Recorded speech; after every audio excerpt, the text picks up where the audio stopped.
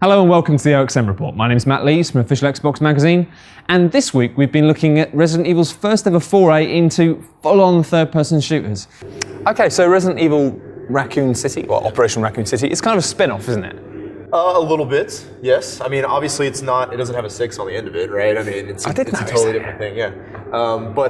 It takes place during Resident Evil 2 and 3 time period, but it's the sort of, backside story of everything that's happening. So it's not a complete, spin-off in the sense that it's completely newfangled characters and a completely newfangled scenario and something that, fans aren't going to care about. We've tried to ground it inside the Resident Evil universe and give it its own credence and give it its own sort of reason for fans to care about it if you like Resident Evil. But you do have your whole kind of alternate reality stuff going on as well, obviously, because you're kind of playing a squad that works for Umbrella? Yes. So you play as 6 of the USS Umbrella Security Service guys, and no longer is your objective to survive in an outbreak. Your objective is to kill survivors, get rid of evidence, and make sure that nobody can connect Umbrella to the tragic events in Raccon City.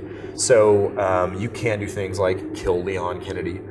You can mess with the canon a little bit. You can also walk the line, right, and just leave the story intact as well. So we've been very careful to construct a story that will not interfere with Resident Evil 2 and 3, but we've also, deliberately sort of diverged from the past to allow players a little bit of creative choice to affect the canon and kind of choose their own path, so to speak.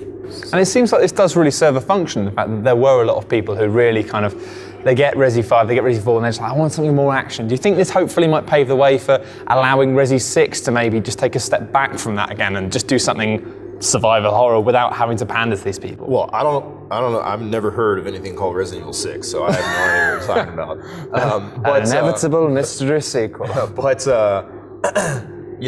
This is absolutely an opportunity and an effort to please not only Resident Evil fans, but also try to invite, action fans and new people who maybe weren't necessarily keen on the controls for RE4 or RE5, or didn't like the idea of survival horror, to invite them into the Resident Evil universe and say, hey, cover system, action, plenty of ammo, go, right? Just shoot at stuff.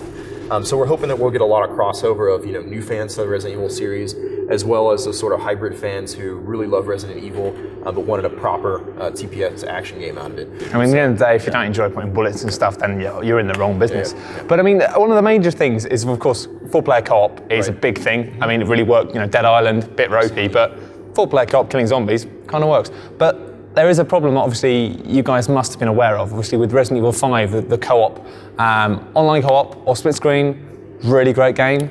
On your own, I had a blast playing Resident Evil 5 with my friend, co-op, start to finish. It was a blast. But you take the friend out and you're playing with the computer and suddenly, get out of that room, what are you doing? I mean, that's one of the things that the co-op did for RE5 was, whether deliberately or not, turned it into much more of like a, hey, 2 guys just ganging up on everything, like action game, right? And not really having to worry about anything, right? To be blunt though, are you have you fixed the AI this time? If you've chosen, medic on your team or a field scientist on your team, they're going to be smart. If you're low on health, they're going to heal you. If you're infected, they're going to, cure you with an antiviral spray. They're going to take cover at tack points. So, I mean, this is one of the reasons we're working with Slant 6, right? I mean, they've got a great engine for this stuff. They have online experience.